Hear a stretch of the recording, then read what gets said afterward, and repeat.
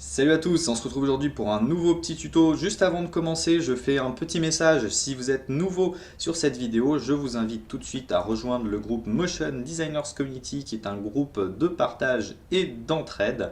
Vous pouvez aussi rejoindre le site MD Community sur lequel vous trouverez des longues formations, un shop avec des texture packs ainsi que des présentations d'artistes. Si vous êtes aussi nouveau sur Cinéma 4D, vous pouvez aller faire un tour sur notre tuto.com au nom de Sylvain Favre et voir les diverses formations qui vous sont proposées. Je vous souhaite un bon visionnage et c'est parti! Salut à tous et j'espère que vous allez bien. On se retrouve aujourd'hui pour un petit tuto disponible et accessible pour tous les débutants qui ont Cinema 4D R18. Aujourd'hui on va voir comment avec Perfect Split, le petit plugin gratuit et le Fracture Voronoi, on peut donner du style en fragmentant nos créations. Donc là je vous montre un petit projet sur lequel on travaille avec Sylvain en ce moment pour une petite série de visuels où j'ai utilisé cette technique.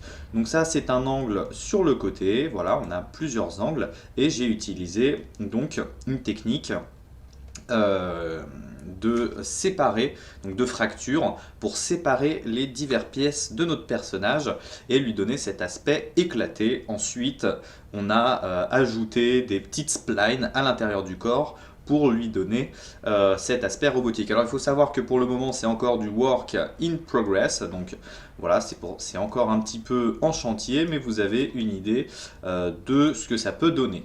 Donc on va voir comment recréer cet effet, donc recréer donc un personnage. Donc là vous voyez que la tête a été faite dans ZBrush, hein. Il y a un très bon tuto de ZBrush. Et on a toutes ces parties du corps qui sont séparées en tout un tas de parties et qui ensuite ont été fragmentées et contrôlées avec des fractures Voronoi. Voilà, donc on va apprendre à faire ça aujourd'hui. Donc récupérer un mesh et l'éclater pour lui donner du style. Donc vraiment c'est une astuce très basique, c'est disponible et accessible pour tout le monde.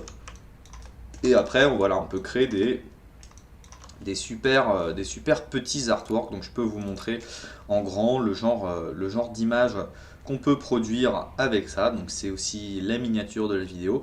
Je sais qu'on rentre pas tout de suite dans le vif du sujet, mais comme c'est un tuto destiné pas mal aux débutants, c'est intéressant de vous montrer la technique. Donc voilà, on peut créer un visuel comme ceci. Donc ici avec un focus sur la main et puis du depth of field. On peut aussi créer un angle de vue un peu plus comme celui-ci.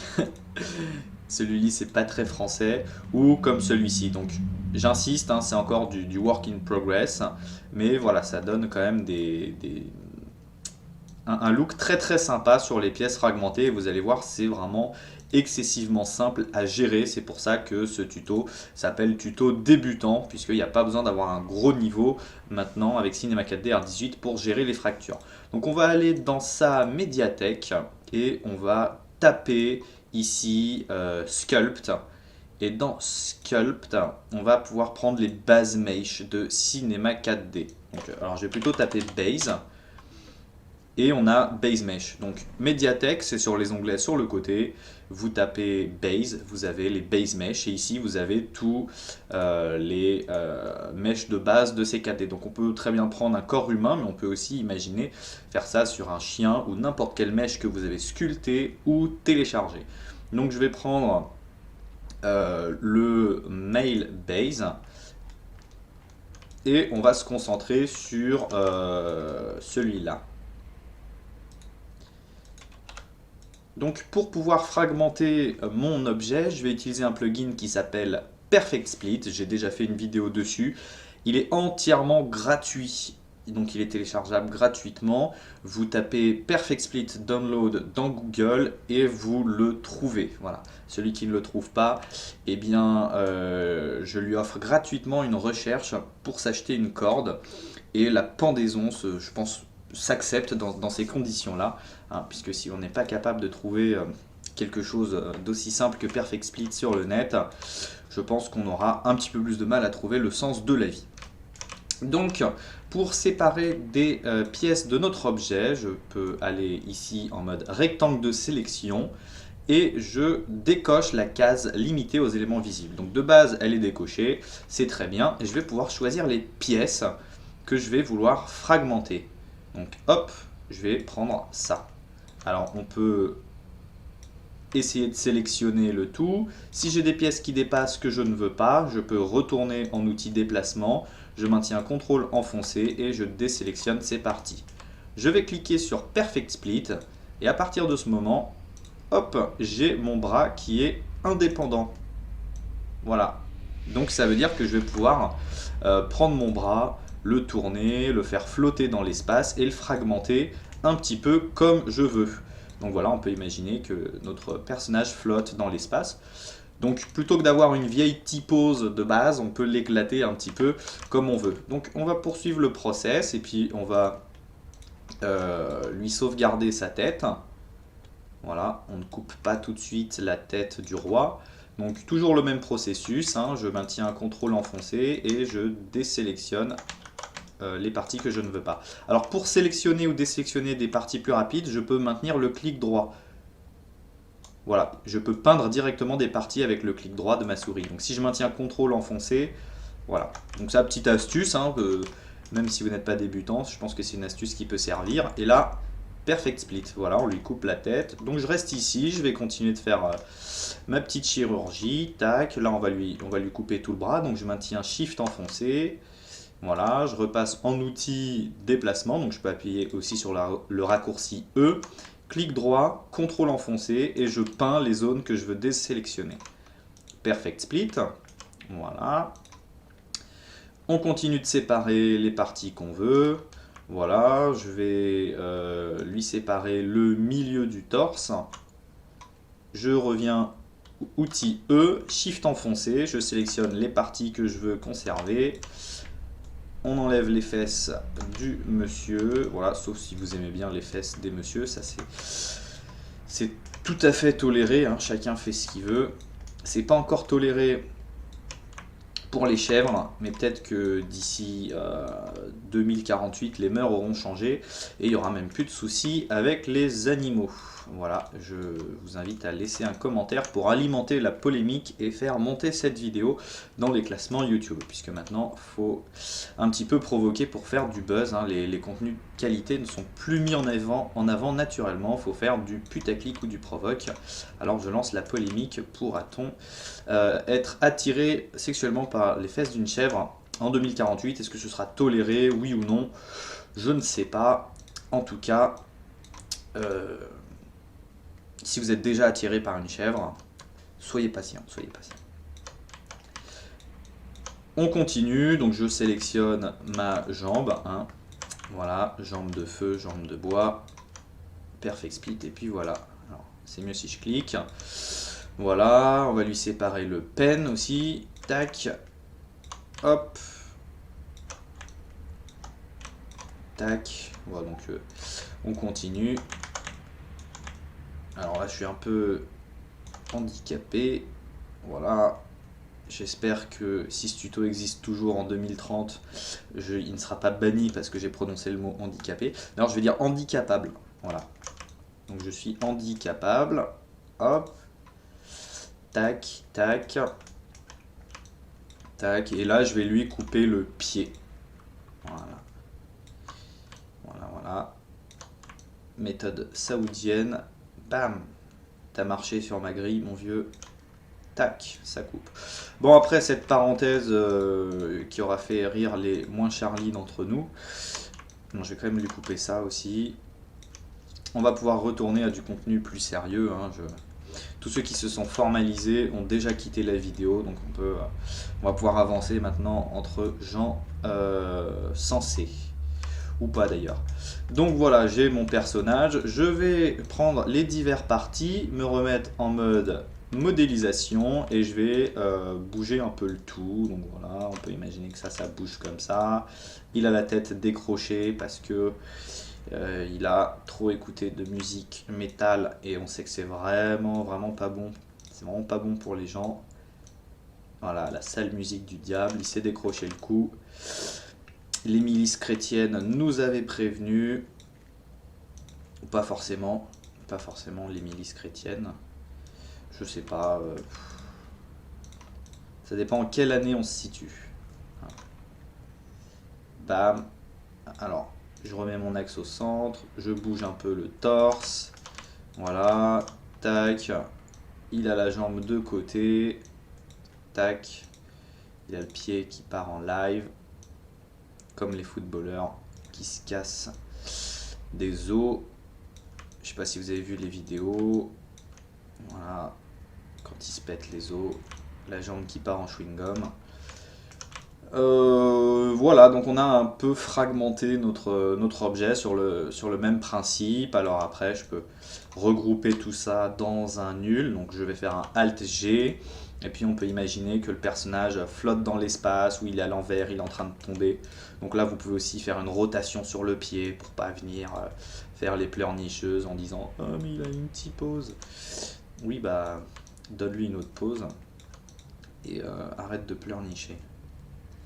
Va plutôt pleurnicher pour des trucs qui méritent de pleurnicher. Je sais pas moi, par exemple, la disparition de certaines espèces animales au profit de l'homme. Ça, c'est très grave. Ah, ça vous fait pas tiquer, hein. Mais les bugs c'est 4D, là il y a du monde pour râler. Forcément. Voilà. Bon voilà, je suis content. Il fait un semi-salut hitlérien. Comme il a été vilain, bam, on lui a coupé les bras. Et je peux même faire une rotation de la tête. Voilà, il va nous regarder amoureusement. Le mec un peu SM. Voilà, regarde-moi dans les yeux quand je te découpe. Donc maintenant, on va pouvoir fragmenter toutes ces pièces en utilisant le fracture Voronoi. Donc c'est hyper méga simple. Je vais dans MoGraph, je prends fracture Voronoi. Donc après, je peux renommer les différentes parties pour que ce soit plus simple. Ça, par exemple, je peux l'appeler, attention, vous avez 3 secondes pour trop tard. Fallait l'appeler torse. Vous ne l'avez pas fait. Et voilà, j'ai fragmenté mon torse. Donc si on veut lui faire une sorte de cage thoracique en verre, comme j'ai fait sur l'autre cyborg, voilà, je peux vous remontrer l'image. Voilà, il y a une espèce de cage thoracique sans vraie épaisseur. On peut laisser comme ça. Après, il y a plusieurs moyens de donner de l'épaisseur à notre mèche. On peut utiliser dans simuler la surface tissu, ce qui va nous permettre de donner une épaisseur à notre mèche. Donc par exemple, je vais vous illustrer ça tout de suite avec ça. Je le mets dans surface tissu, je désactive les subdivisions, je peux donner de l'épaisseur. Voilà, donc faire des extrusions, c'est pas notre souci, ne vous inquiétez pas. Si le gars est fin, c'est qu'il n'a pas beaucoup mangé. Et maintenant, ce qui est absolument génial, c'est que je vais pouvoir fragmenter le tout comme je veux avec des effecteurs. Donc là, je peux continuer de mettre le tout dans des fractures Voronoi. Donc je maintiens, CTRL enfoncé au moment... Non, c'est pas CTRL, c'est ALT enfoncé. Je confonds toujours. Voilà. Donc je sélectionne mon objet, je vais dans MoGraph, je maintiens ALT enfoncé. Je sélectionne mon objet, je vais dans mon graphe, je maintiens ALT enfoncé. Vous attendiez à ce que je le répète une 3e fois, à cause du proverbe jamais 203. Mais là, bam, mindfuck. Le héros ne meurt pas à la fin. Je sais, ça vous fait plaisir, ça faisait longtemps que j'avais pas fait un tuto où je racontais autant de merde. Et ça avait manqué, il paraît. Donc c'est pour ça que je reviens. Voilà. Il est complètement décomposé dans l'espace. Et maintenant, je vais pouvoir le fragmenter. Je vais donc aller sélectionner mon fracture Voronoi. Donc je prends l'élément que je veux, par exemple le bras. Et maintenant, dans MoGraph, je vais sélectionner un effecteur, donc effecteur randomisation, sur lequel je vais aller dans paramètres atténuation et je vais mettre une atténuation sphérique. Et maintenant, avec cette sphère, je vais pouvoir contrôler. Donc, je vais réduire sa taille, par exemple mettre 10, 10, 10. Je vais pouvoir contrôler les zones qui vont être fragmentées. Donc bon, on va augmenter un peu le tout. Et là, sur mon effecteur, je vais réduire l'intensité Donc par exemple 50, 50, 50, c'est trop, 10, 10, 10. Et là je peux maintenant choisir l'endroit où ma fracture a lieu. Et ça c'est absolument génial. Voilà, je peux donner la forme de mon choix.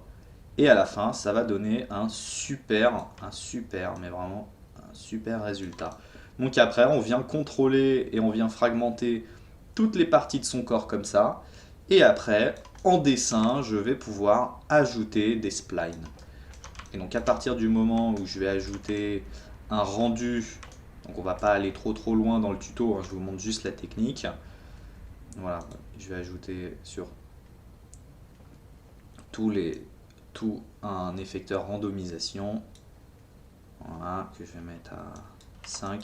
C'est juste pour aller vite, hein. Voilà. Voilà.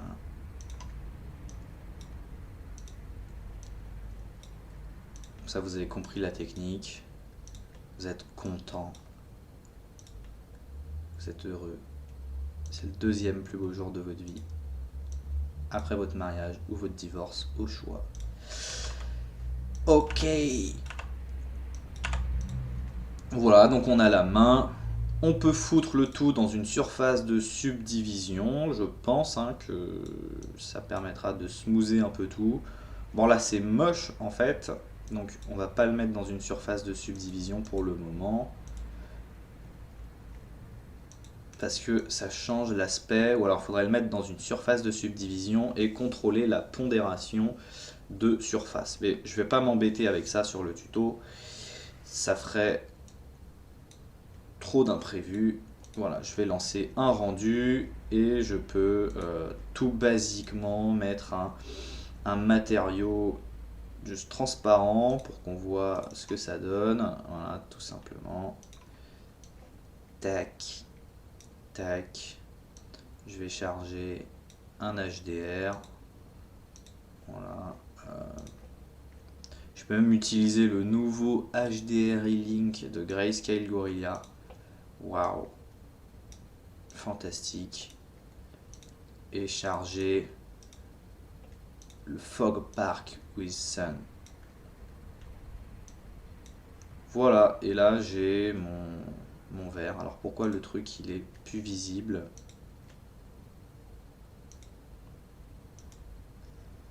Là je sais pas pourquoi, il m'affiche le fond de manière sombre. C'est que normalement ça doit être mis dans une image texture, je crois. Ouais.